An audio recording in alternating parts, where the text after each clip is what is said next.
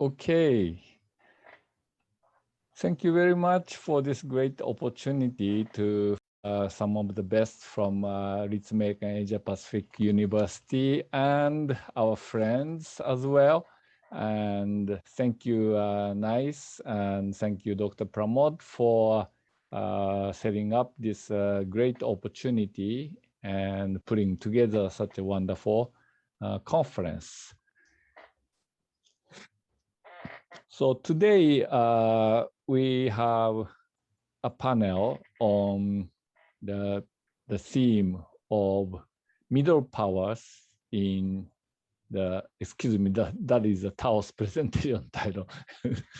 the panel's title, panel theme is the future of Indo-Pacific conflicts and cooperation. And my name is Yoichiro Sato. I'm the Dean of Graduate School of Asia Pacific Studies and also the College of Asia Pacific Studies undergraduate program at Ritsumeikan Asia Pacific University. Today on this panel, we have 6 presenters. Dr. Vivek Mishra, research fellow from the Indian Council of World Affairs. Mr. Sophal, researcher, Democracy Promotion Center at Ritsumeikan Asia Pacific University. Sophal is also a graduate of our master's program in international relations. We have a third presenter, Astha Chadha. Ms. Astha Chadha is currently a PhD student at Ritsumeikan Asia Pacific University, and she is also a product of the master's program at APU. Fourth presenter is Ms. Tran Thao Phuong, and she's also a doctoral student at Ritsumeikan Asia Pacific University. She has done the master's degree under my supervision as well. And the fifth presenter is Ms. Hanh Nguyen, and she is a graduate of the International Christian University in Tokyo with a master's degree, and she's currently a non-resident WSD Handa fellow at the very prestigious Pacific Forum in Honolulu, Hawaii. Our sixth presenter is Nguyen to Hong Kong. She's a PhD student at Ritsumeikan Asia Pacific University, also a product of our master's program. Many of these presenters have been actively writing on policy-related journals as well as academic journals, and they can their publications have been linked with the APU IR program's website. And before we start the session, I'm going to do my propaganda here, and you can see that excuse me, that's the wrong file. I'm sorry.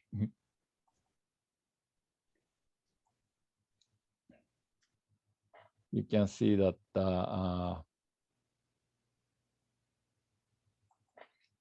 they are very actively presenting on those venues.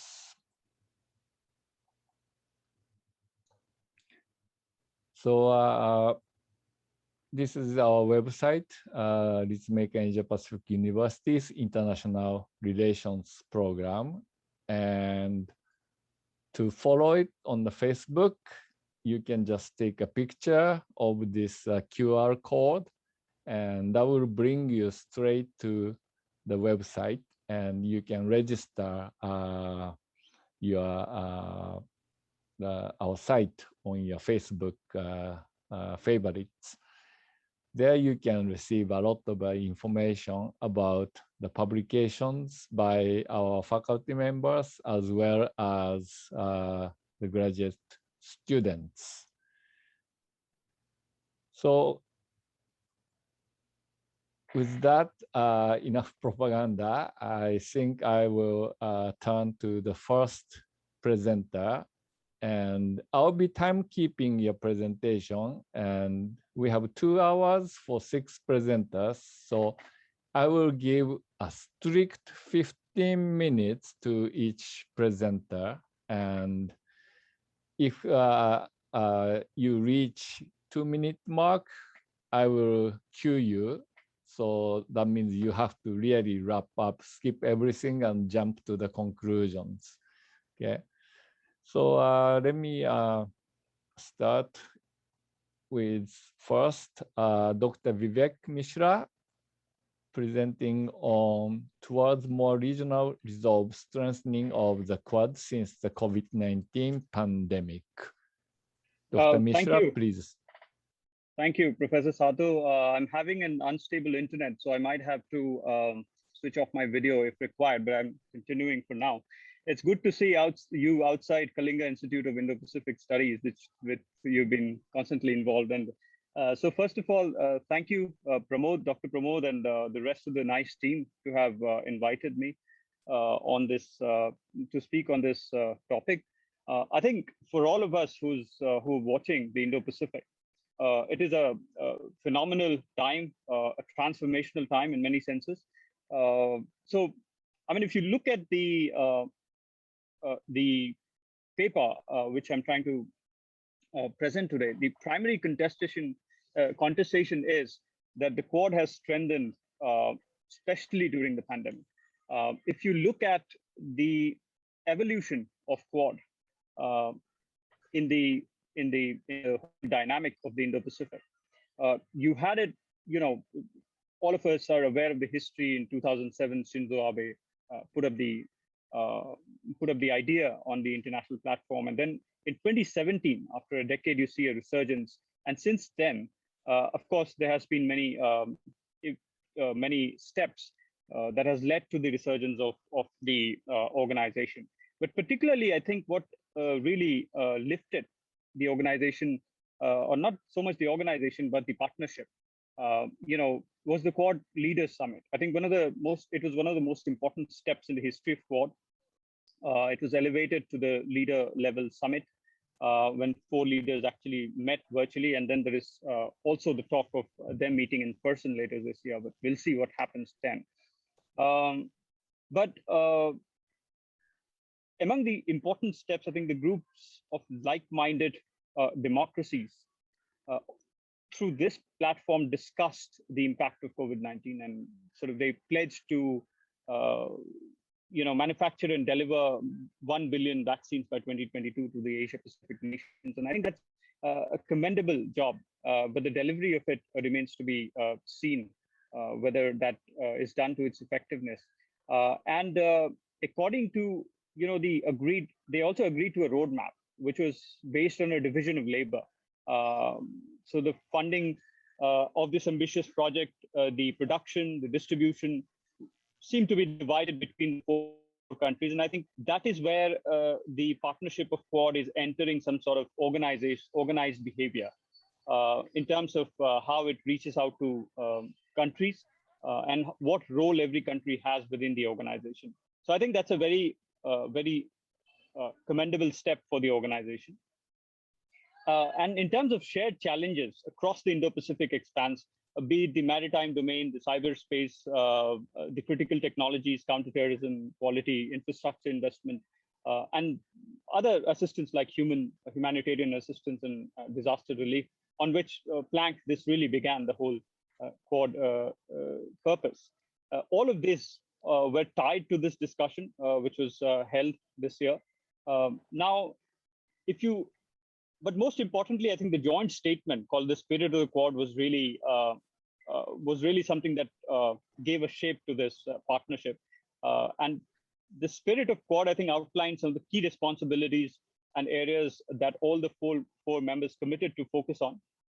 But interestingly, I think in this collaboration, I think ensuring a rules-based order in the East and South China Sea, which the spirit of the Quad especially points out, is to me the highlight of the joint statement. But if we look at the Quad, generally, its evolution over the period of the last at least 3 years and 4 years, I think it has been phenomenal in the sense that it is trying to strike a balance in achieving a balance of power in this whole vast region. And each country within this dimension is trying to carve out its own space in terms of responsibilities, in terms of actions. For example, if I take up India, if you look at the Arabian Sea littoral, that's been traditionally an area for India that has not been of much heft, of much influence.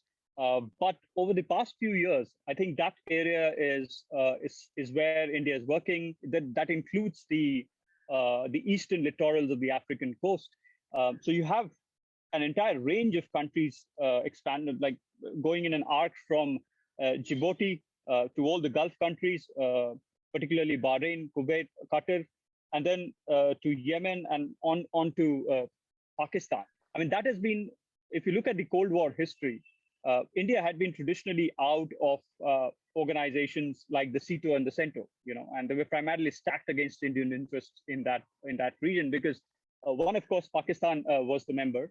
Also, US was a member, but for various other reasons, which did not necessarily coincide with the interests of India in that region during that time. Now, if you look at the if you look at the period since the 2002, when the CMF was made, the Combined Maritime Force, which is a broad coalition of 32 nations which come together to see anti-piracy, anti-piracy, counterterrorism, and so forth.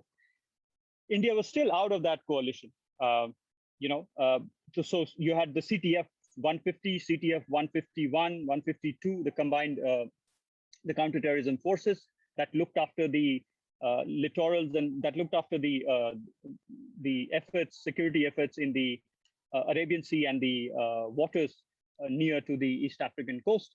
But I mean, what I'm contesting here today is that dynamics is changing courtesy the Indo-Pacific narrative and the bandwagon that all the 4 countries have ridden, supported by the Quad initiative.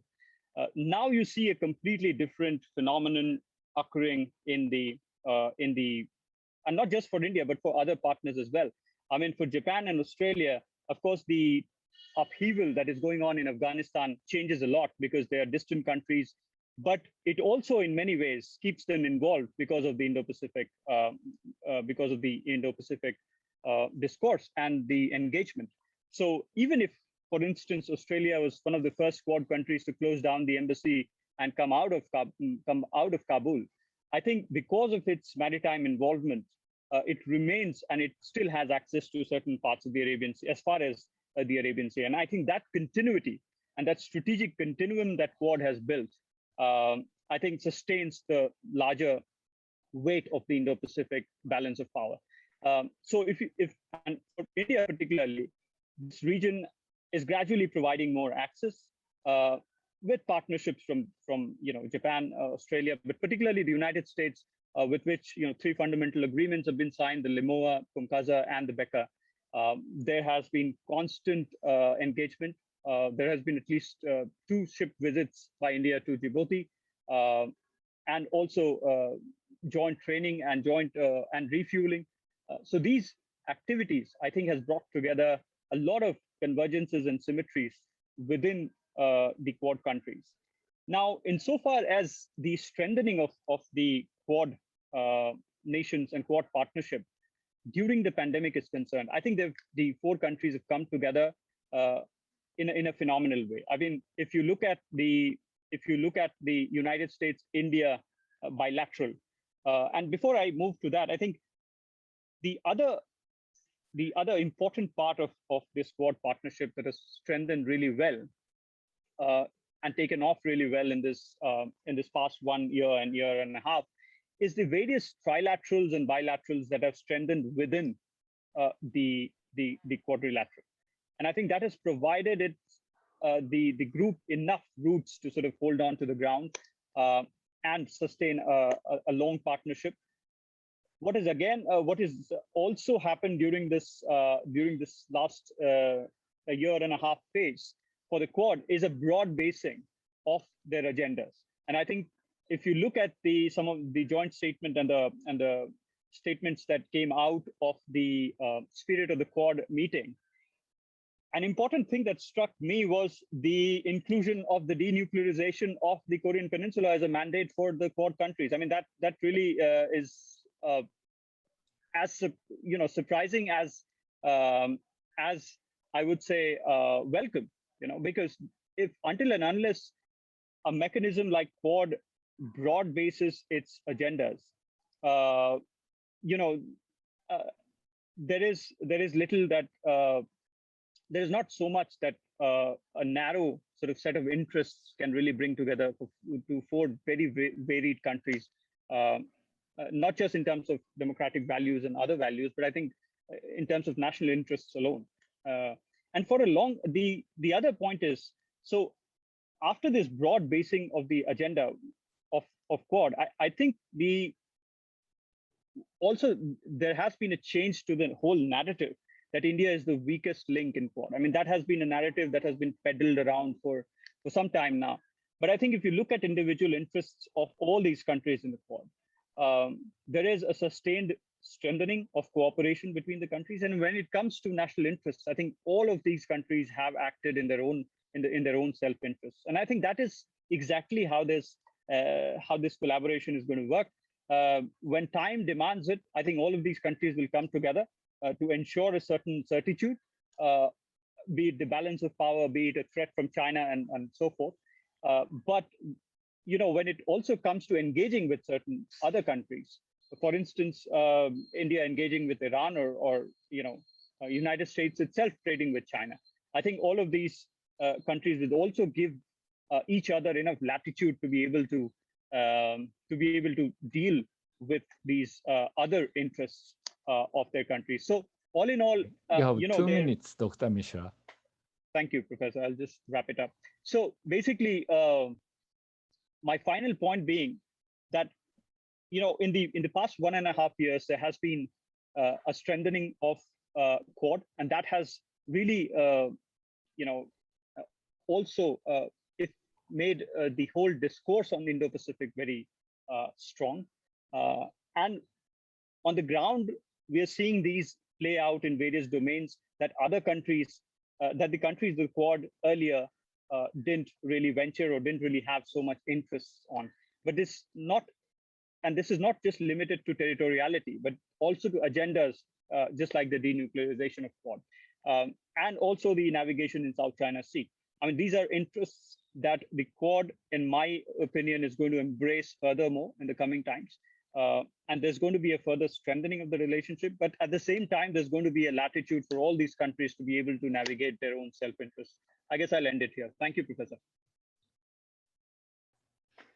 Thank you very much for keeping to the time.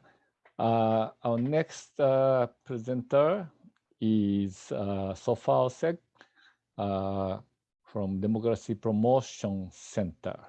So, Sophal?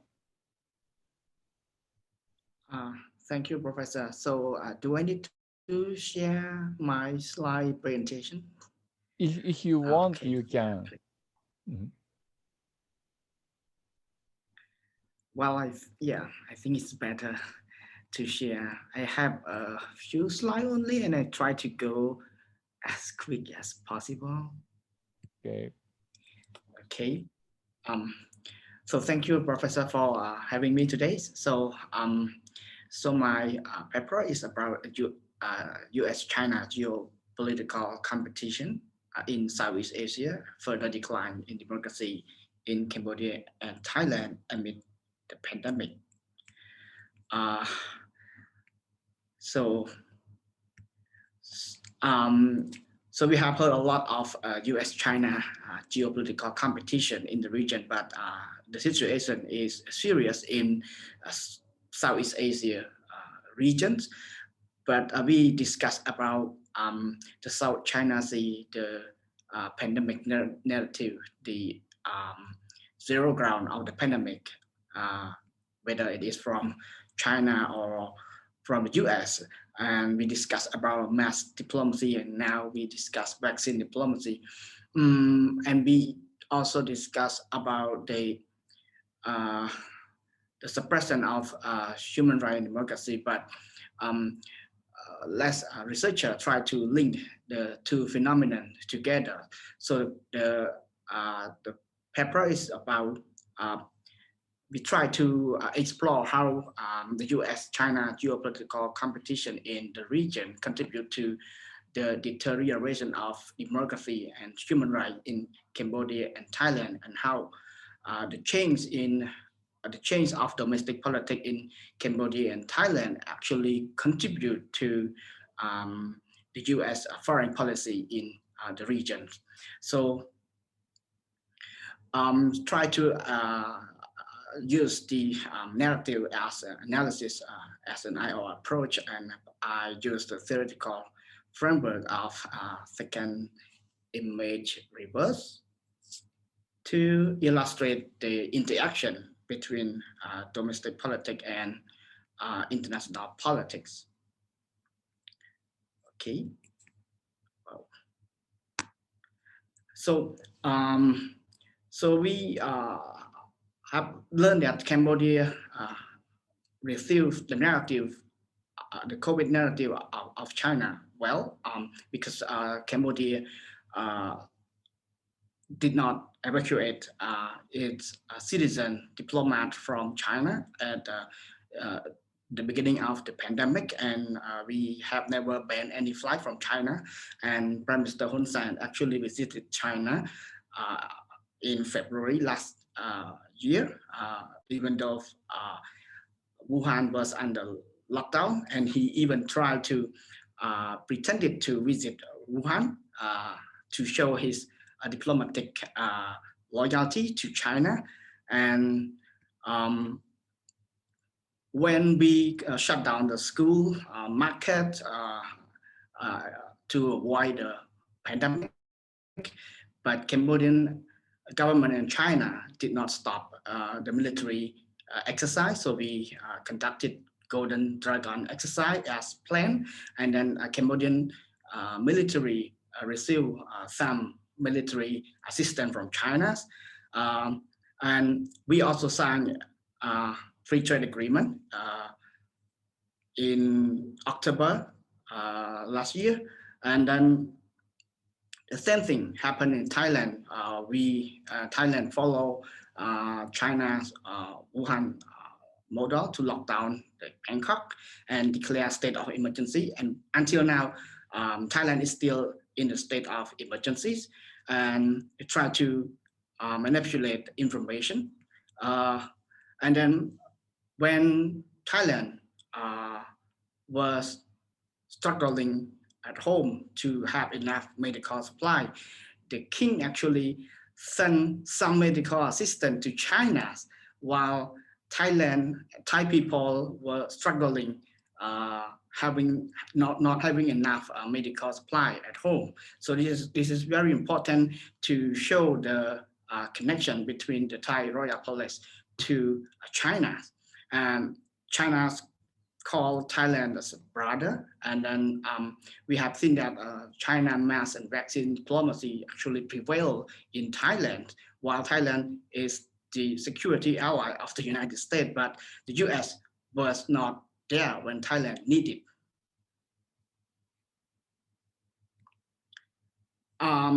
So the implication of the narratives on Cambodian domestic is that we have seen that the Cambodian government actually intensifies its suppression on human rights and media restriction.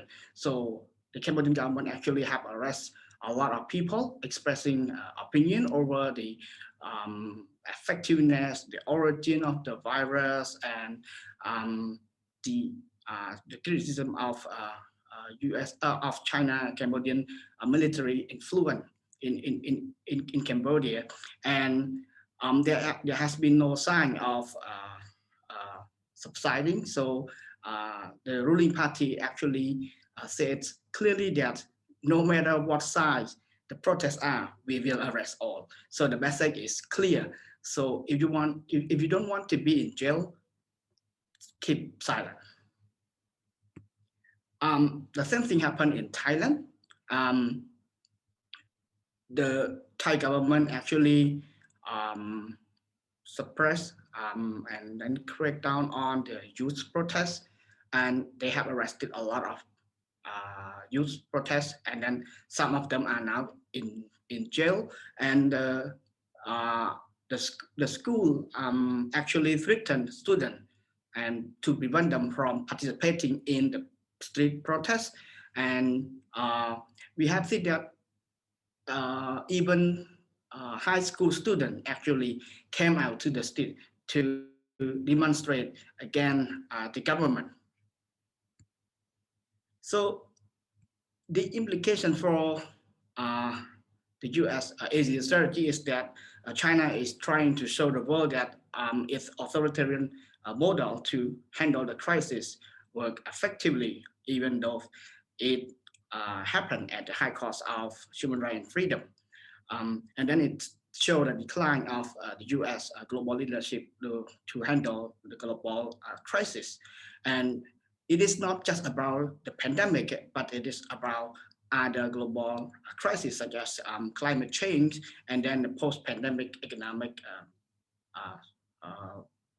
structure or regulation or something like that. And the decline of democracy in Cambodia actually hurt the US foreign policy. The key flagship of US foreign policy promotion in Southeast Asia is democracy. However, the decline of democracy in Cambodia and Thailand will actually hurt US foreign policy. And it is clear that Cambodia and Thailand have leaned toward China's. And recently, Prime Minister Hun Sen said that if he could not depend on China, who else can he depend on? So it is clear that Cambodia needs China. And then we have experienced a theory of diplomatic confrontation from the suspects of naval base in Cambodia, Chinese naval base in Cambodia. And then the US has recently terminated a military scholarship program for Cambodia. So they cut off the military assistance that Cambodia have received. And then the Cambodian government have to pay for the tuition fee for those studying at the US military academy in the United States. So the conclusion is that we have seen the US-China power competition over the issue of COVID-19 pandemic, and it contributed to the decline in democracy in Cambodia and Thailand. And when Cambodia and Thailand lean towards China at the high cost of human rights and democracy, so it will reverse. It will send an effect to the US foreign policy promotion in the regions. And China emerged as a global player while the United States has been in decline. That it cannot lead play a global role, leadership in managing a global crisis. And we have seen some of policy introduced by Biden administration Build Back Better, but it is not clear if the United States can restore its global status before the Trump administration. Thank you. Thank you so far. So I stop sharing. Okay. All right. Our next presenter is Astha Chadha from Ritsumeikan Asia Pacific University. Astha, are you ready? Yes, good evening, Sensei. Thank you so much, and a very good evening to all my fellow panelists, and a big thanks to NICE for the opportunity. I'll just share my screen and can get started. All right. I hope this is visible. Okay, so today I'd like to discuss about India's Indo-Pacific strategy, but to focus my attention for this presentation, I'll be only talking about India's geoeconomic and strategic interest in South China Sea. India has been quite proactive in the past 5 to 6 years, ever since it came out with its own Sagar vision, which is security and growth for all in the region, or the neighborhood first policy, or the extended neighborhood policy, wherein it saw a larger role for South Asian countries in developing some sort of maritime connectivity. Of course, in the backdrop of the fact that there was US-China rivalry in the background, as well as increased Chinese presence in South Asia, as well as in the larger Indo-Pacific. So India joining and aligning itself ideologically with the US and Japan's policy of Indo-Pacific, committing itself to a rule-based international order in line with the Indo-Pacific strategy, was a new push to India's foreign policy in what it sees as its extended neighborhood. While South China Sea is not really a place where India has maintained some sort of regular naval or military presence. However, in the recent past, India's presence has gradually increased, and that is what I'd like to focus on. So South China Sea has been basically at the helm of a lot of resource disputes, and the disputes are mainly territorial, but of course the presence of lots of natural gas and oil resources in proven and probable reserves are one of the factors why it is a highly contested zone. China, of course, claims large part of this zone, almost close to 1.3 million square miles of South China Sea, almost all of it through its 9-line, whereas other countries in Southeast Asia, including Brunei, Malaysia, Vietnam, Taiwan, Indonesia, Philippines, they have differing claims depending on which islands. Sometimes they have overlapping claims, but more or less none of the other countries claim the entire South China Sea. Now, the problem with these kind of claims is that there has been an increased issue regarding territorial sovereignty, and with disputes over territory comes, of course, claims over exclusive economic zones. There is unlawful land reclamation, mainly done by PRC. Then there is naval surveillance and illegal fishing in that zone. The key importance of this South China Sea is that it accounts for about 1/3 of global shipping use, and which accounts for 3 trillion of global trade. And global LNG trade, which is the global energy trade, is about 40%, which passes through South China Sea.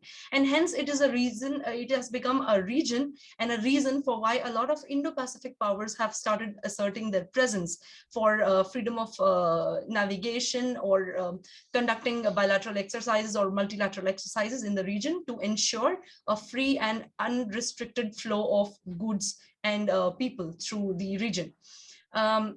So India's presence in South China Sea basically began as part of its Look East policy way back in 1995, but that was only through naval presence, wherein certain ships, Indian naval ships, would go to South China Sea and do some port calls and conduct some very low scale exercises. That was also a very rare occurrence up until 2012. The main challenge for India came in 2011 when it signed when an Indian company, ONGC Videsh, signed a deal with Petro Vietnam to explore some oil and natural resource exploration, within the South China Sea, close to Vietnam. And since then, of course, it was highly objected by PRC, but since then, India has increased its naval drills and exercises. It has increased its development projects in ASEAN countries.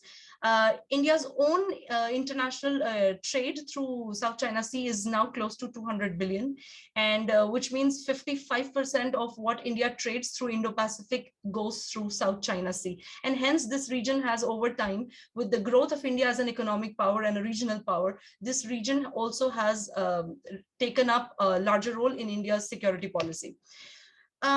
India used to pursue something called a look east policy, where it would see a role for itself in engaging with its Southeast Asian neighbors, but it was very limited. And India would only go up until the eastern point of the Indian Ocean, very close to, as you can see on the map, the Andaman and Nicobar Islands, or maximum till the Malacca Strait, not beyond it.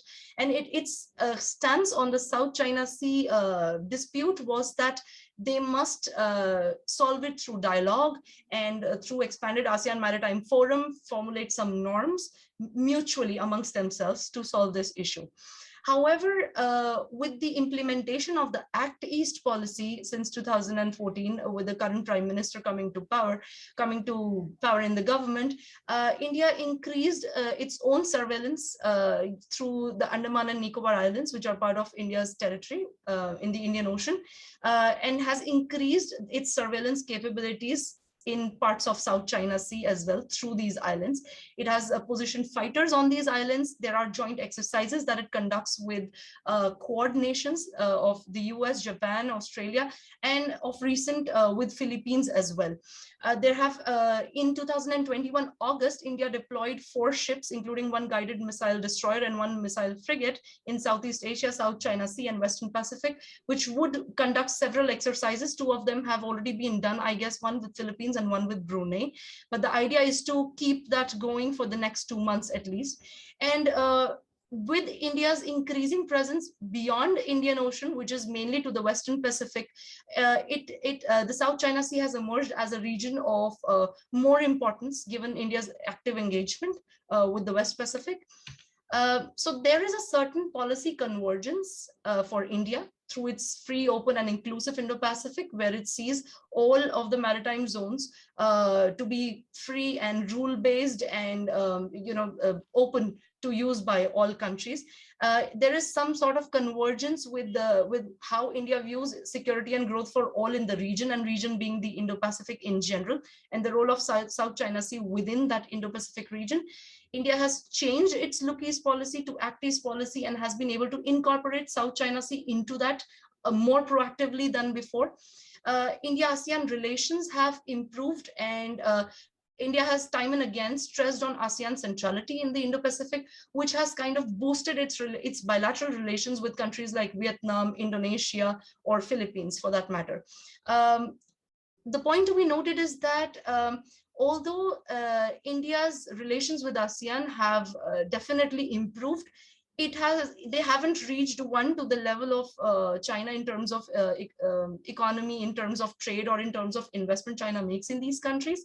Secondly, India has just recently initiated in 2020 something called defense trade between India and ASEAN, but that as of now is still limited because it is still in a very nascent stage, but it holds a lot of potential. A good sort of a push to India's proactive policy in South China Sea is the fact that a lot of other Indo-Pacific powers, such as Japan, US, Australia, France, UK, Germany, have also sent ships into the region to maintain a rule-based order in the South China Sea, which means that India's own stance on freedom of navigation in SCS through its bilateral exercises is supported internationally, at least by the Indo-Pacific powers. And just to mention, recently in the UNSC debate, where India is serving as a president currently, India decided to discuss maritime security as the first debate ever. And there, although it was not India's priority to discuss South China Sea particularly, but the topic did come up, and it was concluded that everybody needs to follow UNCLOS or the international law. So that was at least a good achievement on India's part to at least bring these kind of issues to the table at the UNSC debate, which had not been done before that openly. The key challenges, of course, remain for India because India has disputes with China close to its own territory in its own borders. And there are certain impacts that it could have on South China Sea. The more India tries to engage in South China Sea, it fears the more China will engage in the Indian Ocean militarily. So there is that balance that India still needs to strike, and that is one challenge. The other problem is that the security policy India in general holds for Indian Ocean region, which is its primary area of concern, it is difficult to extend it exactly in the same way in the South China Sea, because there India definitely has interest, geoeconomic interest, geostrategic interest, but it cannot really do it in the short run unless India formulates a proper policy directed towards South China Sea. And again, the motivation for that is still very limited. Then the status of South China Sea is relatively less sensitive for India, as it has spelled out in its in the recent past in its policy documents. It thinks of it as a less priority area than Indian Ocean in general. The maritime security threats, including traditional and non-traditional threats, have been discussed by India at several platforms, including the UNSC. However, China's commitment to UNCLOS, for instance, or China's commitment to freedom of navigation, as well as US not being a signatory to UNCLOS in itself, pose a challenge for how much India can push the international community to it in the short run. So I'll just quickly conclude.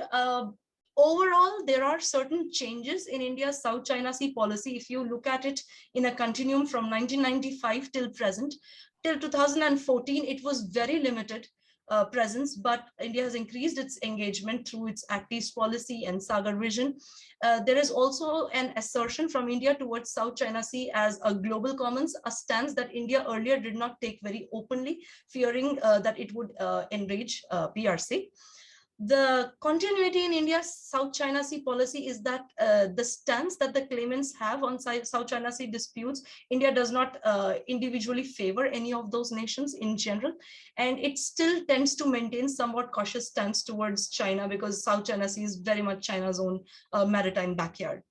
The way ahead for India in the coming future is that it needs to clearly spell out its priorities for a consistent and proactive South China Sea policy. It is, I mean, India is too much engaged now to retract, and there is no reason to retract whatever presence it has maintained and achieved in South China Sea. But the idea is to align it with its larger maritime defense and security policy, and in some way spell out what its priorities are beyond, let's say, the Vietnam project it has. There are other priorities too, so it needs to spell it out clearly in its maritime defense and security policy.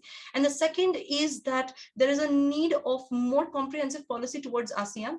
ASEAN and India did sign a free trade agreement recently. However, the trade volumes have not really gone up, and probably one reason could be the problems with the economic growth that the countries of the two regions are facing due to the COVID-19 pandemic. However, this is an opportunity for India to formulate a proper post-COVID-19 ASEAN policy, since ASEAN is so important for India, and it constantly stresses on ASEAN centrality within its Indo-Pacific vision. So yeah, that's where I'd like to end it, and I'll be happy to address any questions. Thank you so much. Thank you, Astha. Okay, we have on the program, I think we have Thao next, but Hanh needs to leave a little bit early, so I will ask Hanh to present first and then go to Thao. Yeah, thank you, Professor. So I would like to thank NICE Japan and Professor Yoichiro Sato for giving me this opportunity to engage in today's discussion. I don't have a slide today, and I will talk about 10 to 15 minutes about an often overlooked aspect of Japan and Vietnam defense cooperation, which is Japan's capacity building assistance to Vietnam. So first I will talk about what is capacity building assistance and its history in Japan's security cooperation with Southeast Asia. Second, I will discuss about the conflict of strategic interest that motivate Japan and Vietnam to strengthen their cooperation. And finally, I will talk about the future prospect of capacity building assistance. So what is capacity building assistance? They generally refer to comprehensive actions taken by littoral state and a range of partners to improve the security and safety of maritime space by improving governance, infrastructure, and law enforcement capacity. So in essence, it is about how to support and encourage local actors to manage their maritime security affairs on their own. Within the bilateral cooperation between Japan and Vietnam, capacity building assistance includes seminars and invitation programs on a range of topics, most likely humanitarian assistance and disaster relief, search and rescue, peacekeeping operation. Other type cooperation forms include joint exercise and equipment transfer. These initiatives are aimed to bolster Vietnam's capacity in the maritime domain. So historically, capacity building assistance has a long history in Japan's security cooperation with Southeast Asian nations. So since the late 1960s, Japan has started to provide capacity building assistance to littoral Southeast Asian states, focusing on preventing maritime accident and navigation safety, and then later expanding into maritime environment protection and maritime law enforcement. Tokyo also enlisted civilian agencies, notably the Japan Coast Guard and Japan International Cooperation Agency, JICA, and along with private organizations such as the Nippon Foundation to engage, to work with this initiative. And lately, the Japan Maritime Self-Defense Force also participated in this initiative with regional countries. Furthermore, in order to create a legal framework for this type of assistance, Japan also relaxed its self-imposed arms export ban in 2014 by introducing a new principle on transfer of defense equipment and technology. The new principle will allow Tokyo to transfer arms that contribute to the active promotion of peace in Japan security. And also later, Tokyo revised the Development Cooperation Charter to allow the government to provide aid for foreign militaries. So in the second part, I will talk about defense capacity building within the framework of Japan and Vietnam cooperation. It has become a very prominent feature in bilateral cooperation, and its foundation was laid out in a series of official documents. The first one is a memorandum of understanding on defense cooperation in 2011, which promised capacity building initiatives such as defense personnel training in Japan, cooperation in search and rescue, counterterrorism, IT training, peacekeeping. Second, in 2014, in the joint statement on the establishment of extensive strategic partnership, Japan was committed to enhance the capacity of Vietnam's maritime law enforcement agencies. Finally, third, in the 2017 statement on the deepening of the strategic partnership, information exchange between Coast Guard agencies was introduced. And finally, in the 2018 Joint Vision Statement on Defense Relations, both sides promised more military exchange, cooperation in aviation, search and rescue, and peacekeeping operation. So why are Japan and Vietnam so eager to promote capacity building assistance as an important pillar in their interactions? So the answer is a convergence of strategic interests between two countries. First, Japan and Vietnam are both trading nations that rely on export-oriented growth, and so both countries are very concerned about the secure transit of goods along critical sea lines of communication in the South China Sea. So many of these sea lines of communication pass through the South China Sea and fall into the jurisdiction of Southeast Asian states like Vietnam, Philippines, Malaysia, and Indonesia. However, these nations have varying capacity in dealing with maritime security challenges, whether they are traditional threat like territorial dispute or non-traditional like natural disaster, trafficking, or illegal fishing. Second, both Japan and Vietnam are concerned about China's growing naval power with its growing and modern navy, Coast Guard, and maritime militia, along with China's more assertive stand in territorial disputes with neighboring countries. So the People's Liberation Army Navy and China Coast Guard are currently the two largest Navy and Coast Guard force in the world. And increased tension in territorial dispute could spiral into open conflicts, potentially disrupting maritime trade flows. And furthermore, China's series of actions that related to territorial disputes, from militarization of the South China Sea, increased incursion into dispute water using paramilitary forces, and rejection of the Permanent Court arbitration's ruling, not only undermined Japan and Vietnam's national interests and territorial claims, but also constitute a challenge to the rules-based international order, which underpin Japan's prosperity and security. Capacity building assistance also assists Vietnam in military modernization. And so Vietnam has invested significantly in its naval capacity in the last 20 years. However, there are domains when Vietnam still requires further assistance. Such one example is maritime surveillance, knowledge of what is happening in the South China Sea. For example, will support Vietnam to better handle disaster response and recovery, prevent maritime crimes, and enforce territorial claims in dispute areas. So Japan's assistance, such as providing patrol boats for Vietnamese Coast Guard, contribute to improving Vietnam's maritime domain awareness and maritime law enforcement. Furthermore, capacity building assistance do not have an outwardly offensive nature.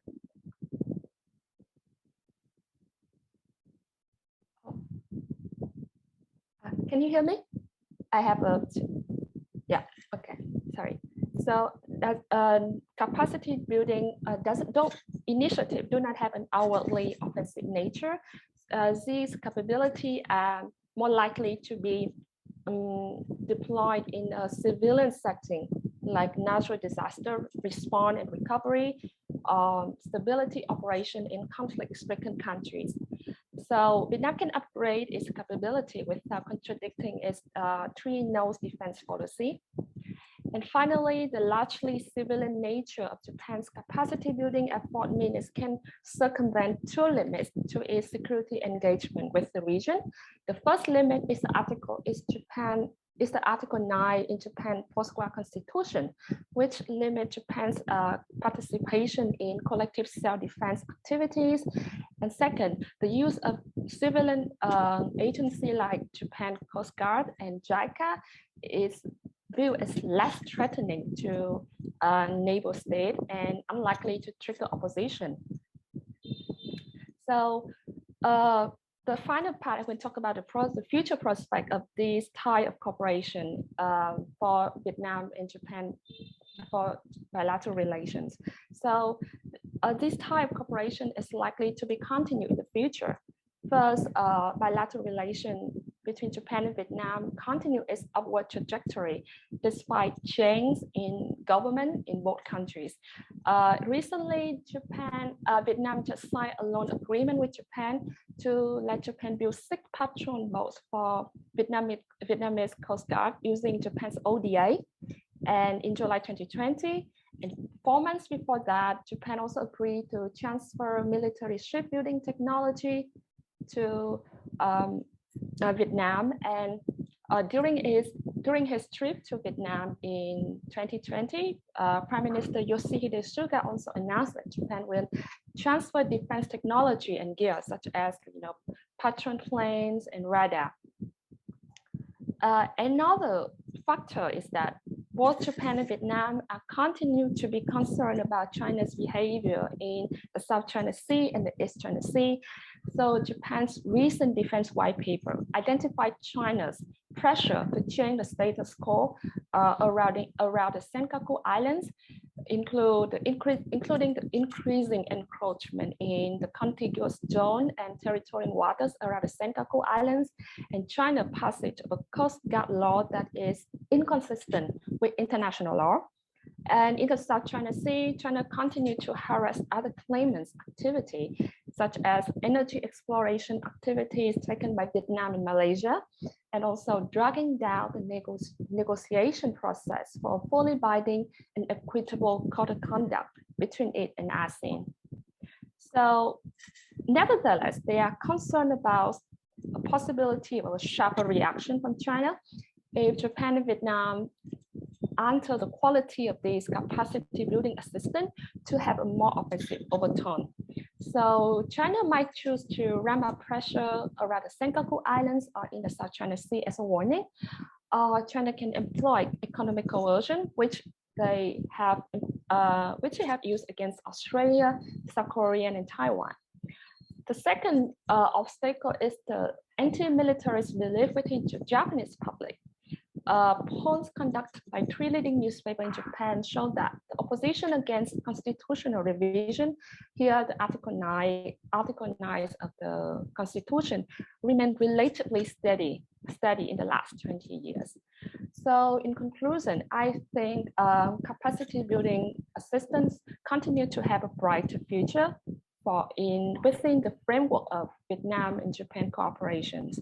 So this is the end of my talk, and thank you for listening. Thank you very much, Hanh.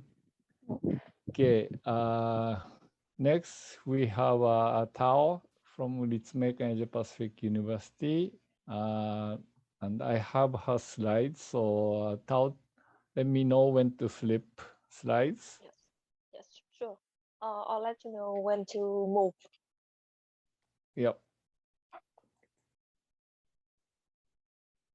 Here we go.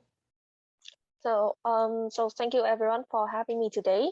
And my presentation will be about the middle powers in the Indo-Pacific, and the role of middle powers of Indo-Pacific middle powers will be illustrated by a 4-country study, which are also the example of middle powers in the Indo-Pacific in my presentation. And please note that the Indo-Pacific middle powers are not limited to these 4 countries, but they serve as they are more likely as the example to illustrate my study. So next slide, please. Wait. Sensei, next slide. Got it. Okay. So the outline of my presentation today my presentation will consist of 4 parts. In the first one, I'll discuss a little bit about the concept of middle powers in general and in the Indo-Pacific in particular. And in the second part, I will provide or give out the examples of middle power in the Indo-Pacific, and also the 4 countries used as subject of my study. And also I'll discuss the reason why I chose them as the subject of my study. And next, I'll discuss a little bit about the roles of Indo-Pacific middle powers and the challenges these powers may face acting in the region. Next slide, please. So for the concept of middle power, it is like very simple. We have great power, which are the power with efficient power to support themselves, and they also provide aids to others, and they have a large sphere of influence. Small powers, on the other hand, are the countries with very little power efficiency, and most of the time they have to rely on bigger powers, and they have little to none influence on other powers. So middle powers are the countries that stay in the middle of that spectrum. According to Jordan, the middle power tend to have the power efficient enough to be independent, to support themselves without relying on others, and they will have a certain range of influence on smaller powers. Next slide, please.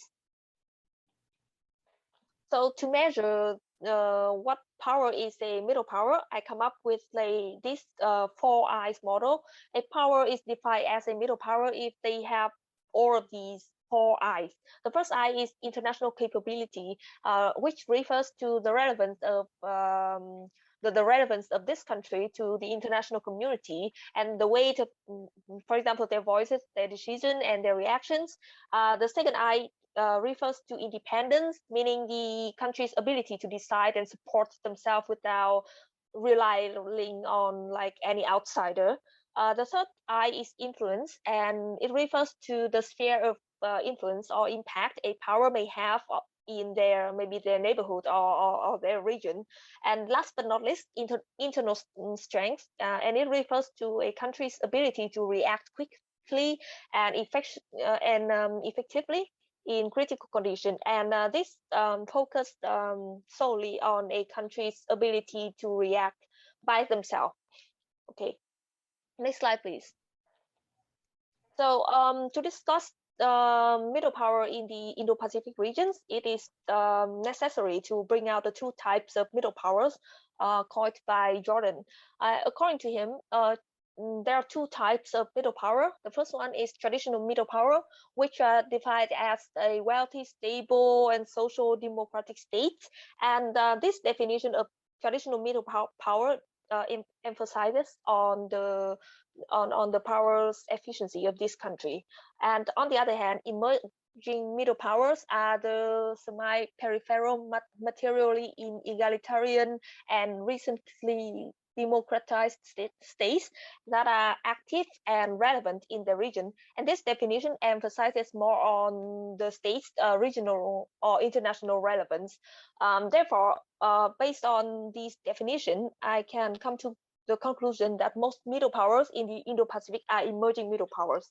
Next slide, please.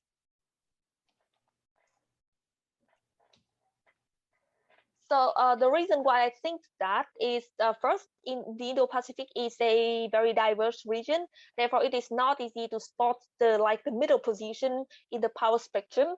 And also, with the outbreak of the COVID-19, I find it is necessary to add COVID-19 as a variation to define the powers of the middle powers in the Indo-Pacific.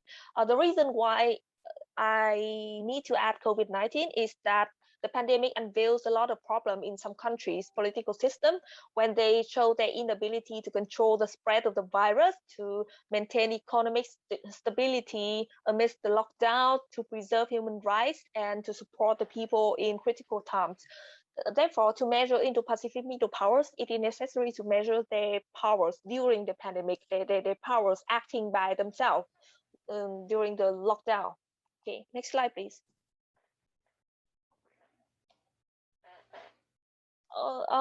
So we can apply the same power spectrum of middle power to the Indo-Pacific region. However, it is notable that the middle powers, the country that lies in the middle spot or in the middle range of middle power, they sometimes don't really follow the definition of middle powers as said before. For example, some of them may have sufficient power, but they do not have enough influence. On the other hand, the others can be very influential in their region or in their neighborhood, but their power is not sufficient enough to support a total independence. And most of the case in the Indo-Pacific middle powers, these powers are independent and sufficient to some extent, but they lack the ability to react in the critical situation of COVID-19. Okay, next slide, please.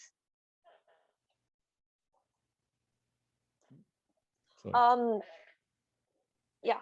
So for the power measurement, I think it should be modified a bit to measure the middle powers of Indo-Pacific.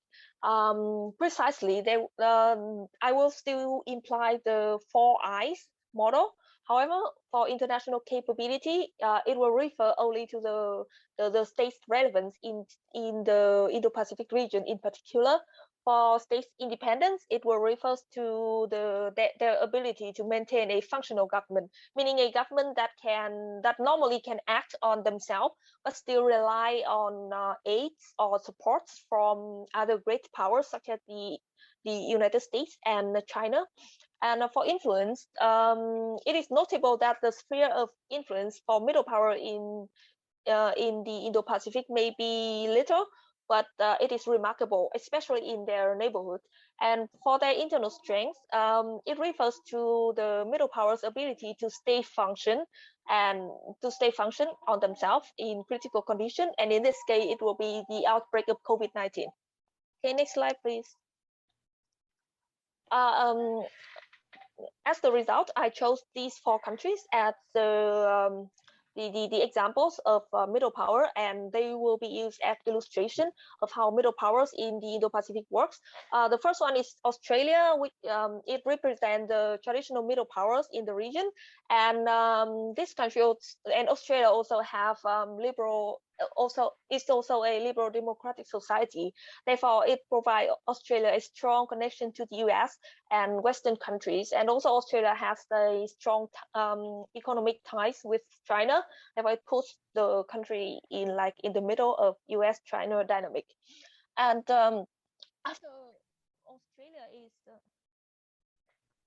after Australia is Indonesia, and Indonesia is a biggest Islamic democracy in the region, and they also have a critical position in the ASEAN, and some scholars even define Indonesia as the ASEAN leader.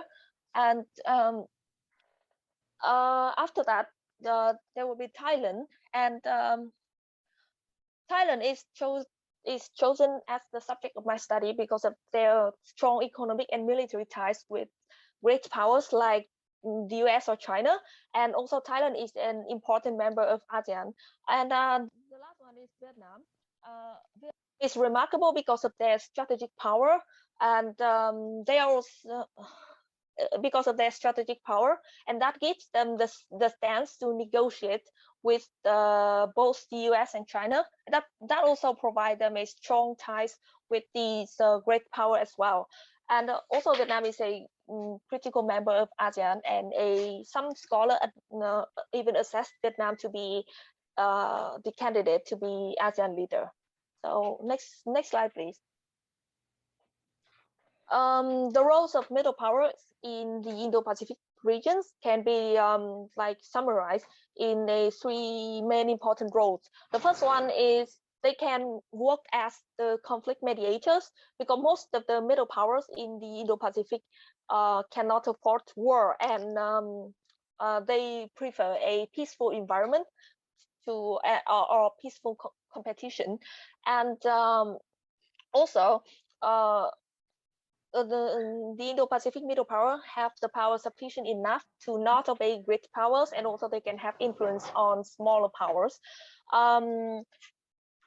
The second roles of Indo-Pacific middle powers are to restrain the great powers, and these roles can be achieved because of their strategic location, which, like in the case of Vietnam, give them the stance to negotiate with both the US and China, and they can have strong ties militarily and economically with the US and China. And most of Indo-Pacific middle power is the leading from the middle strategy, which is a strategic vision that a small to middle state use to hedge with or buy great powers. And the aim of strategy is to reduce strategic uncertainty for small and middle states amid great power rivalries. And the last role, but not less important, is to promote regional development. And for the case of traditional middle powers like Australia, they can work as the voice of liberal democratic society and help the democratization process in the region. And for the ASEAN country, for the emerging middle power, they can serve as the target of great power to investment and cooperative partners. Okay, next slide, please. So to play well their roles, the Indo-Pacific Middle Powers also face a lot of challenges as well.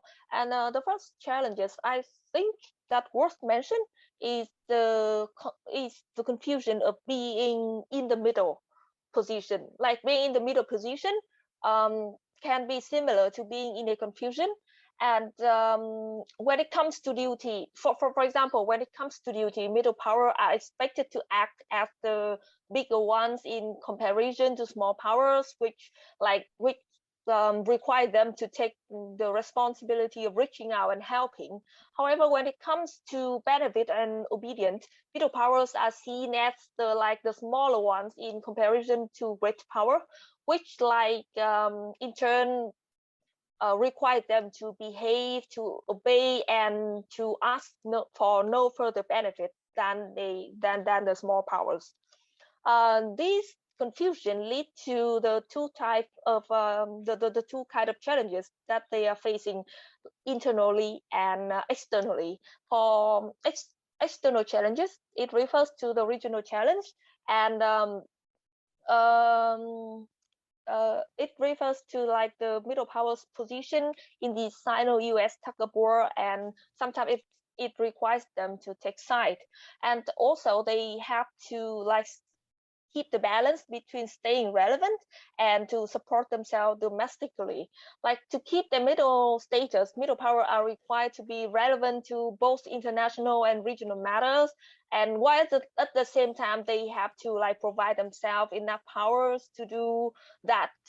About 2 minutes. Okay, to do so without depending too much on great power. And for the domestic challenges, I think it is necessary to analyze each of them separately, and I'll just list now the challenges they may be facing working in the region. For Australia, the challenge can come from the domestic unrest during the pandemic, or even before the pandemic with their Western society. And for Indonesia, it can come from the challenges can be same one, domestic unrest, inability to deal with the pandemic. For Thailand, it will be the instability in the political system, their human rights violation. And for Vietnam, there will be their failure to contain the latest stage of the pandemic, and that will also unveil a lot of problems in their political system. So that will be the end of my presentation, and thank you for your attention. Okay, thank you, Thao.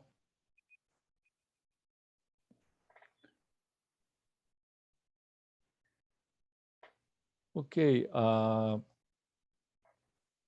next presenter is Hong Kong, and she's also at the Ritsumeikan Asia Pacific University. Hong Kong, ready? Yes, I am. Thank you very much, Professor. Thank you very much, Nice, for organizing the conference. I will share my slide now.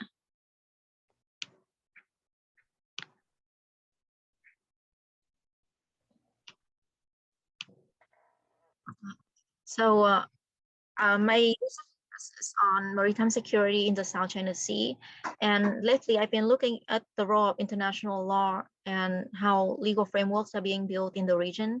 And one of my interests is looking at how the process of formulating the code of conduct for the South China Sea is it's happening. My questions is the code of conduct for the South China Sea aiming toward creating a rules-based order in the regions, or is it a tool to exclude extra regional powers?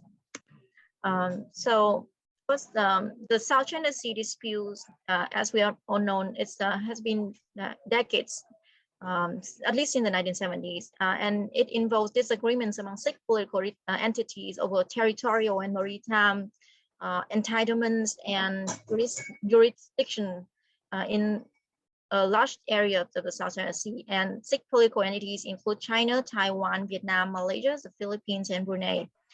China claims to enjoy special historic rights in the area demarcated by the 9-dash line on the official Chinese maps, and it's also the biggest claimant by size in the disputes. And while many of the claimant states have engaged in island building or land reclamation activities in the South China Sea, none had done so on the scale of China. And the intractable nature of the disputes are also due to the paucity of agreed boundary agreements and maritime dispute settlements.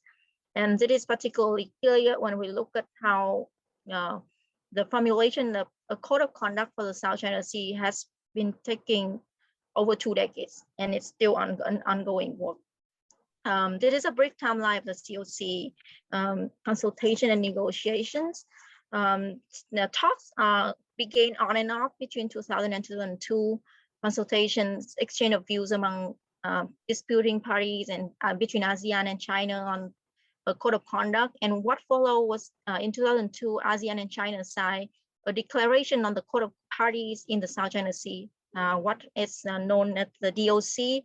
This is a non-legally binding document, and it lays the groundwork for further discussions on the COC. In 2005, ASEAN and China established a joint working group on the South China Sea. And this working group is also held talk on and off throughout the years in the subsequent decades. Not a lot happens in terms of progress toward a COC between 2005 and 2012. In 2012, a number of events happened that marked some changing points.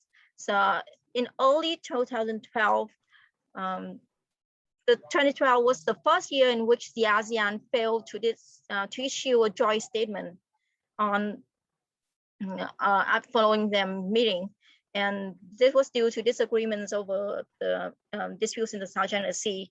But also it was the year when ASEAN formulated a 6-point principles on the South China Sea. The points included full implementation of DOC, guidelines for implementing the DOC. They agreed to early conclude the COC, although there is no clear timeline for this early conclusion. All parties agree to fully respect the universality of international law, including the 1982 United Nations Convention on the Law of the Sea. They agree to continue to exercise self-restraint and non-use of force. And last, they agree to peaceful resolution of dispute in accordance with international law. The points are not new and basically reiterate a lot of the points already laid out in the DOC. But it also presented some progress toward building a regional consensus. 2013 marking now the change. It was the 10th anniversary of ASEAN-China strategic partnership. And right off the beginning of the year, Philippines decided to lodge a formal complaint to the United Nations to file an arbitral tribunal against China's claims in the South China Sea in pursuit of its in the 1982 UNCLOS. In April, what followed was China suddenly expressed willingness to hold talks with ASEAN on COC and agreed that some talks will be held later that year. And indeed, by September, the first formal consultations on COC were held at the 6th ASEAN-China senior official meetings and the 9th joint working group on South China Sea. Just to note that consultations are different from negotiations. Consultations usually precede negotiations, and during consultations on the involved parties exchange views, there are different viewpoints. But later in the negotiations process, they will have to exercise their bargaining power and what to include and what not to include in the final document. A lot more happens between 2016 and now. Following the ruling of the Permanent Court of Arbitration at The Hague in 2016, which rejected China's 9-like claim and its historic rights in the South China Sea, China suddenly, China expressed even more willingness to accelerate talks on the COC. In 2017, ASEAN and China endorsed a framework for the COC, and 2 years later, they held the first reading of the single draft negotiating text of COC. Because of the pandemics, some of these progress has been slow. And the last meeting was held the 6th June 2021 at the 19th ASEAN China senior official meeting. And they reiterated some of the old points on implementing the DOC and an early conclusion of COC, like a commitment to reach the COC in an earlier manner. And so again, no clear timelines laid out for the COC. What has been agreed on so far and what is known through the single draft negotiating text is that the COC is not an instrument to settle territorial dispute or maritime delimitation issues. This is not new, but it's explicitly set so that claimants or disputing parties do not hold a high expectation of the COC as an instrument that could settle all the differences in terms of territories and maritime delimitation among them. There are 4 points noteworthy from the single draft negotiating text is that the document does not clearly define the geographic scope of the South China Sea. So it doesn't say whether it covers the disputed features in the South China Sea or whose disputed features are included. Does it cover a code of conduct for continental shelf, exclusive and economic zone, or what areas of the South China Sea? It also doesn't contain any specific reference to the binding dispute mechanism included in the United Nations Convention on the Law of the Sea, Annex 7. So although it repeatedly said that it's built with the spirit of the international law and the Convention on the Law of the Sea, this very specific dispute settlement is not included.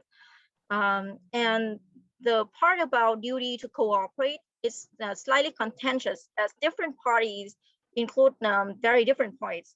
For instance, Indonesia said that the parties agree as appropriate to resort to the High Council, the Treaty of Amity and Cooperation as a consent to settle dispute relating to incidents that may arise in the South China Sea.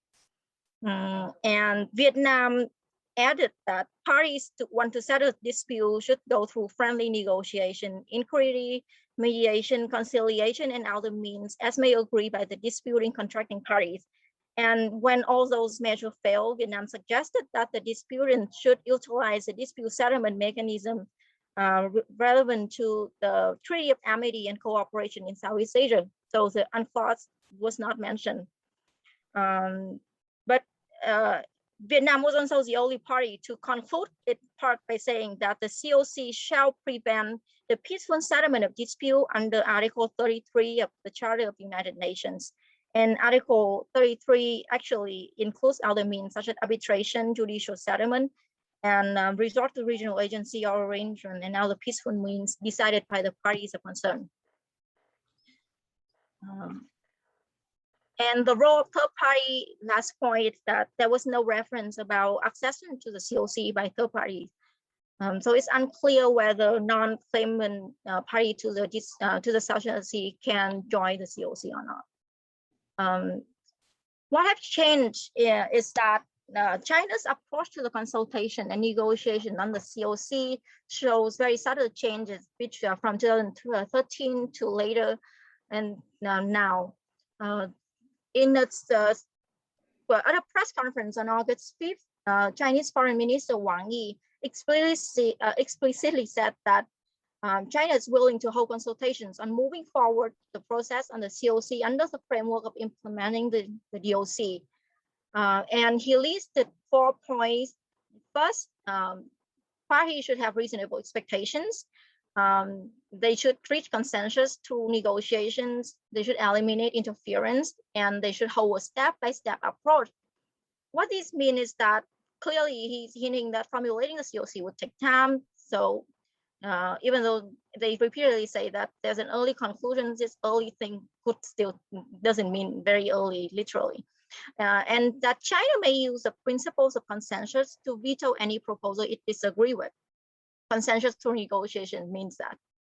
And that China probably wants to use the COC as a legal basis to exclude outside powers with element interference. Some of the explanations that could account for this such that in 2016, because the tribunal ruling rejected China's claim in the South China Sea, China didn't want to look as an outlaw to international law, and it wanted to deflect criticism away from that ruling. So it instead chose the COC as another regional legal framework to get engaged in. And the easing of tensions between the Philippines and China in 2016, after President Duterte decided to prioritize economic relations with China and shelve the tribunal ruling by only addressing that their overlapping territorial claims on a bilateral basis, that also added to China's re-engagement with the ASEAN. And to create a legal framework document such as the COC, whether it's potentially binding or not, requires that ASEAN and China discuss the dispute amongst themselves and not to invoke extra-regional powers, and that takes the pressure away from China regarding its non-participation in the tribunal, the UNCLOS tribunal. Can I delete the annotation somehow? Oh, okay. There are three implications in looking at the COC so far. Is that were the COC to be formulated as a regional rule of law for conduct in the South China Sea, it raised questions about the role of the 1982 UN Convention on the Law of the Sea. How can different documents be the guiding framework for conduct and actions in the South China Sea? And as a legal document, it's unclear whether the COC is going to be binding or not. At this point, it's clearly not binding. The COC set to constrain on consultation and negotiation regarding the dispute in the South China Sea between ASEAN and China. So on extra-regional powers, particularly the United States and even Japan, Australia, the EU, do not have a seat at the table, and their roles come into questions under this regional rule of law. Going forward, it's probably important for ASEAN countries to be more skeptical of China's intentions in accelerating talks and negotiation on the COC. This is the end of my presentation, the references. Thank you very much. Okay, thank you very much, Hong Kong. And we have had all 6 presentations. And although I didn't have any discussant on this panel, but since I listened to all presentations, maybe I have just a brief questions or comments to each presentation. And first, Dr. Mishra's presentations, it really caught my attention that India's engagement, even in the Arabian Sea littoral, was not very active until fairly recently. And the growing activity there is actually more of a priority than the South China Sea. So my question is, what explains India's really inattention to pretty much entire maritime domains prior to say last 5-6 years of engagement with the other Quad members? Okay, so that's my question to Dr. Mishra, and the question to Sophal is,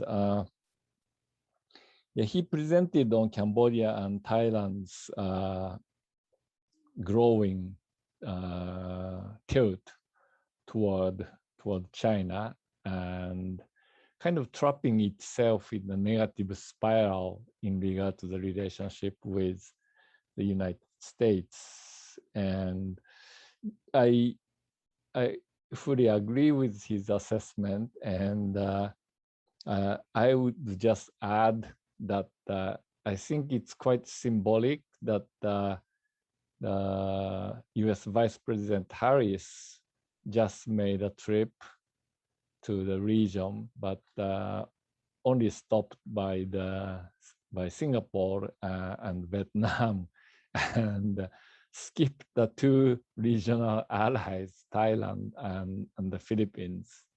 So, and this despite the US and the Philippines recently agreeing to the extension of the force agreement between the two countries. So that would be my comment. And on Astha's presentation, I have actually a couple of questions. And she mentioned that India's trade volume through the South China Sea, the seaborne trade through the South China Sea, is growing. And that kind of explains India's growing attention in the South China Sea. But how much of that trade is with China? That is my question. And also, I talked about India's relationship with Vietnam, and there are reasons why there are increasing talk of engagement, India's engagement of Vietnam. But at the same time, I might be very careful before assessing this alleged growth of India-Vietnam ties. And I think the much rumor, the sales of BrahMos missile to Vietnam hasn't materialized, despite it was first brought up more than a year ago. And I think Indian involvement in Vietnam's the gas development in the coastal rigs, again, I think it's quite limited. And so, so those are my cautionary note to the India-Vietnam relationship. And on Han's presentation, thank you very much for discussing Japan-Vietnam, the defense and security capacity building. And yes, I think it's very important to make clear distinction between defense and security cooperation, because Japanese side used to be very sensitive about this and really emphasize that Japan is in security cooperation, but the defense cooperation was only with the United States. But then during Abe period, defense cooperation became more multinational, involving Australia and other Quad nations, and even more the so-called Quad Plus. So I remember back then, I was organizing a panel of security practitioners, and I had one panel on US-Japan defense cooperation, and tried to place speakers from both Japanese Defense Ministry and Japanese Foreign Ministry.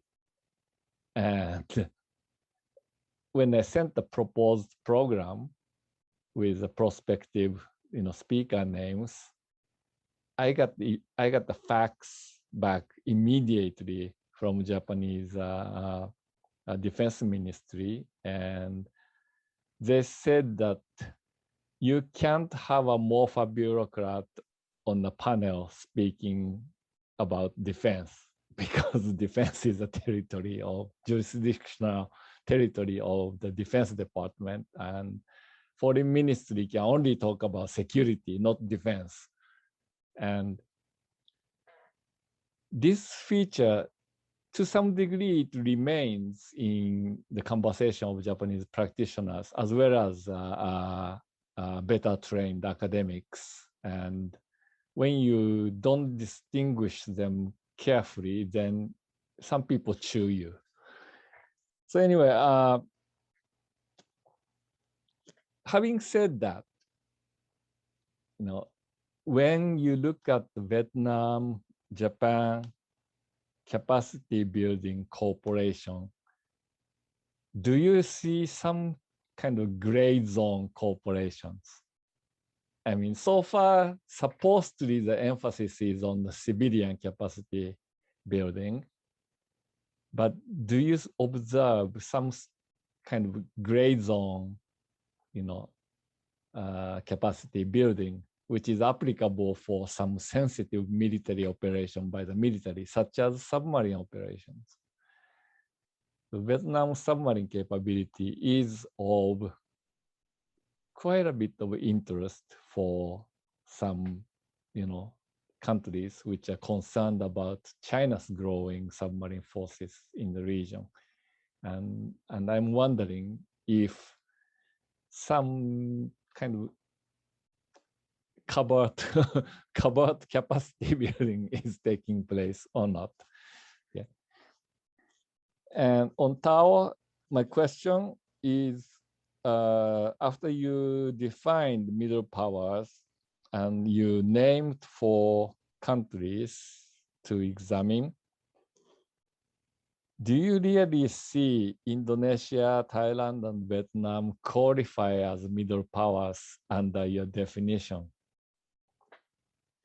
So that is my question to Thao.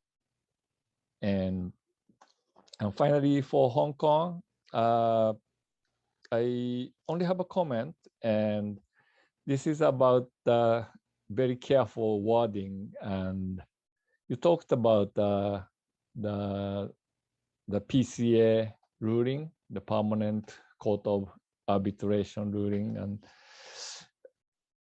oftentimes, when you add a preposition word to it, arbitration of, arbitration by, I think the most accurate preposition will be arbitration at. Yeah, because the reason why the ruling took place at the Permanent Court of Arbitration is because I think that the International Law of the Sea Tribunal doesn't have a courthouse of its own. It's not like ICJ. ICJ has a courthouse of its own. It has a physical court, but International Treaty of the Law of the Sea doesn't have a physical court. So when the case arises, it designates a particular physical location for the ruling, and the arbitration court was chosen as a designated location of that. So the China will try to say, well, we never agreed to join the arbitration. How can you arbitrate an unwilling party? But that really, obfuscate, what's the right word? It really divert the argument. And, the China is a member of the ITROS, and China, the procedure, the China has to join, and it's binding on China. The ruling is binding on China. So, so again, very minor details, but the good scholars are very stubborn about these. And if you see Professor Carl Sayer and make this in front of Carl Sayer will drag you out of the room and keep you for the next 90 minutes to lecture. So that's my comment. Thank you.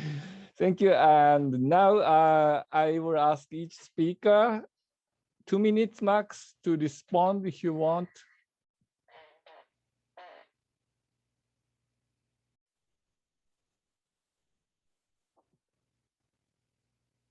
Maybe in the order of the presentation. Dr. Mishra.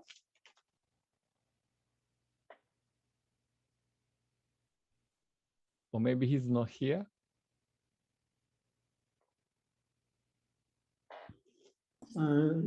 Dr. Mishra, please unmute yourself.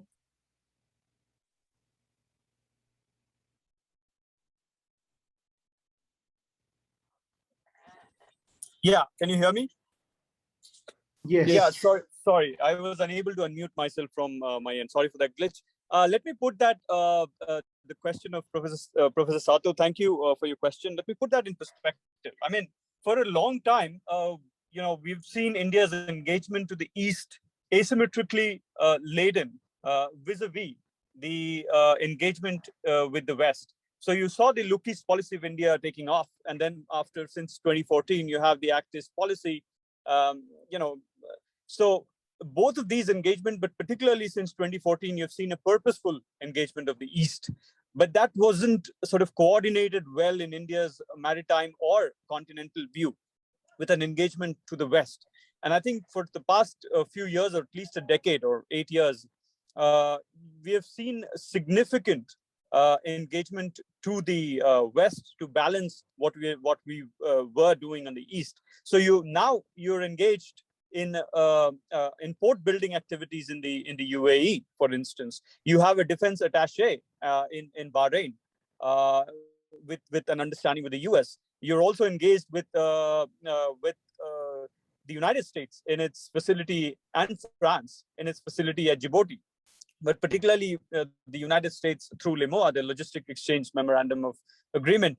And in particular with France, you have now access with the logistic agreement to La Réunion, which is a Southwest Indian Ocean island. So all of these, I mean, gives a spectrum of access to the West, to the Western Indian Ocean, and it balances that outlook, which India now has been calling Look West, because we for a long time we had Look East, but I think now that asymmetry is being bridged with a balance towards the West also. So thank you. I would rest there. Thank you, Dr. Mishra. Sophal?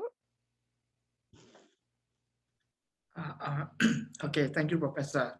So yeah, I think it is still in a stream that the recent visit by the Vice President Harris skipped Thailand.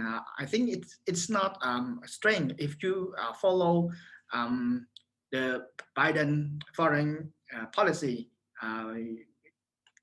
In early this year, he released what is called interim strategic security guidelines. So yeah, it's a long name. So, but he excluded Thailand and the Philippines. So he mentioned Southeast Asia regions, and he mentioned ally and strategic partners, Singapore, Vietnam, but he did not address the Philippines and Thailand. And I think it is not a problem about the demography deterioration and human rights violation.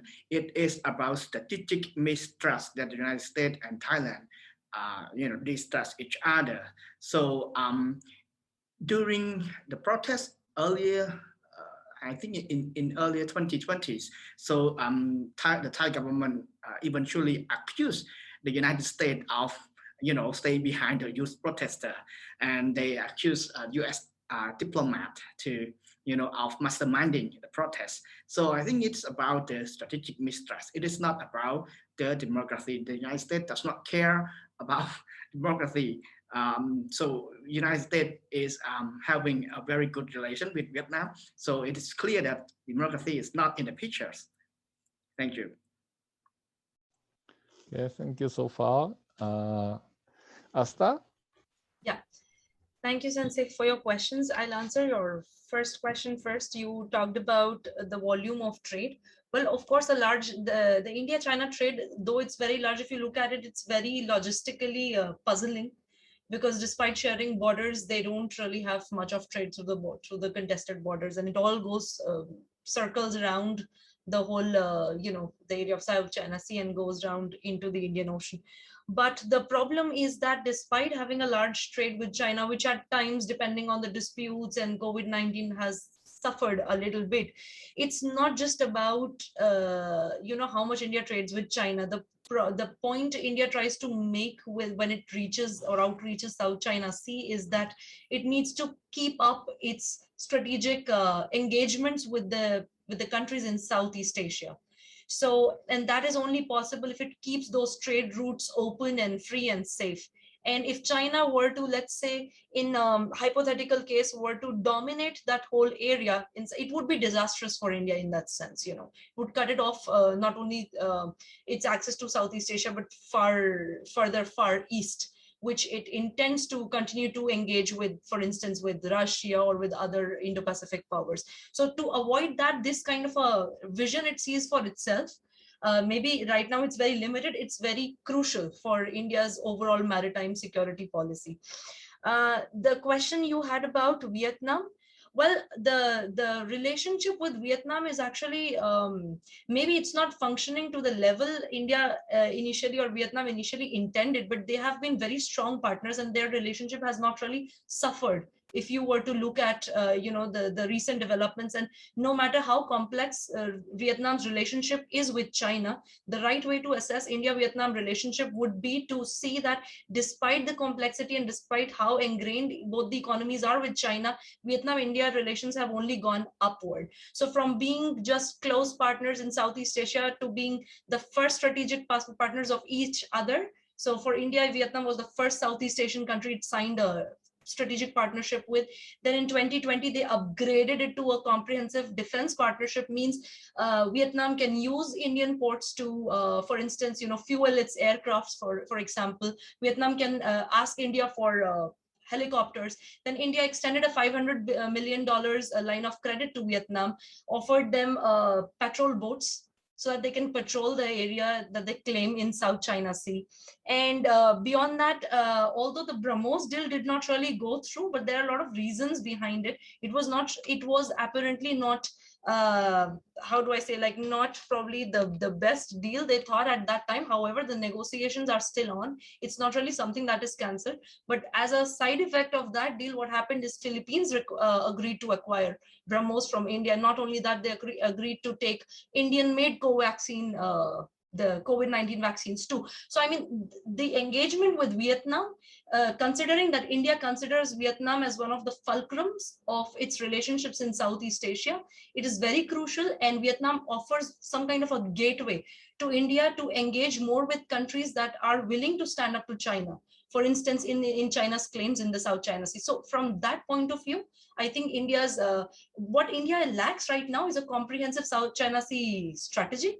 I'm not saying it needs to get more militaristic in that area. There's no point in doing that. At the same time, maintaining a strategic presence is nevertheless very important. So if it were to highlight that more candidly, more nicely in its foreign policy documents, which are anyway very hard to get by, it would be very nice and very reassuring for its Southeast Asian partners. Thank you so much. Thank you, Astha. Hanh? Yeah, thank you, Professor, for your comment and questions. So when I look at the list of capacity building assistance initiative Japan has provided for Vietnam thus far, the one that could have an offensive nature would be like underwater medicine, which could be basically it was medical treatment for submarine crews, probably in wartime operations. So it could be useful for Vietnam given that it has acquired like 6 nuclear submarines from Russia. However, I could comment that most of these initiatives relate to underwater medicine are mostly joint seminar invitation program. There have not been any joint exercise or something similar to that related to that particular field. Okay. Thank you, Hanh.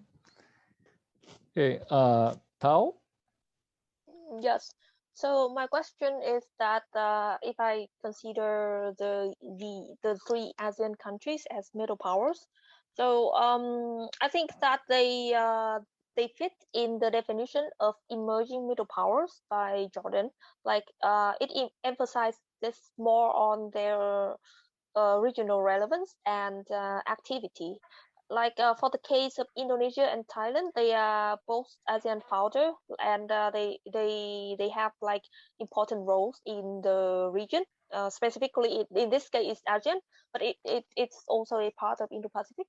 And for the case of Vietnam, I think like Vietnam is growing more relevant right now because it it's been considered as the gateway to the South China Sea by a lot of bigger powers. That gives all of them like that gives the three of them the stances to negotiate and to receive to grow relevance with the great powers in the region. Okay, thank you, Thao. Okay, Hong Kong said she had to run, so she's not here now, I think. So anyway, so we still have some time, so well, not really, maybe. No, I guess we don't, but if there is some one urgent question, maybe we can take from the floor.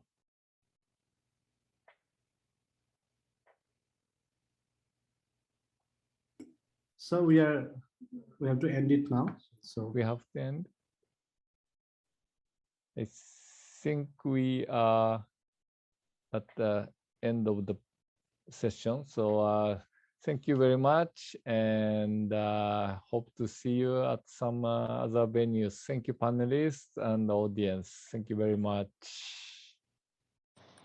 Distinguished chair, speakers, ladies and gentlemen, as we have come to the end of this session, we would like to express our sincere gratitude and thanks to the chair for agreeing to chair and moderate the session today. Our sincere thanks also goes to all the speakers for being a part of the event and delivering such comprehensive and convincing presentations. We would like to acknowledge our gratitude to our friends from the diplomatic community, experts, academia, media, and different organizations. Finally, we must also mention our deep sense of appreciation for the audience who participated in the webinar and those who are watching us live. Thank you for your valuable time and attention and for making this session productive with your questions. Once again, we are truly honored to have you all with us today. Please do join us in the next session. Thank you so much.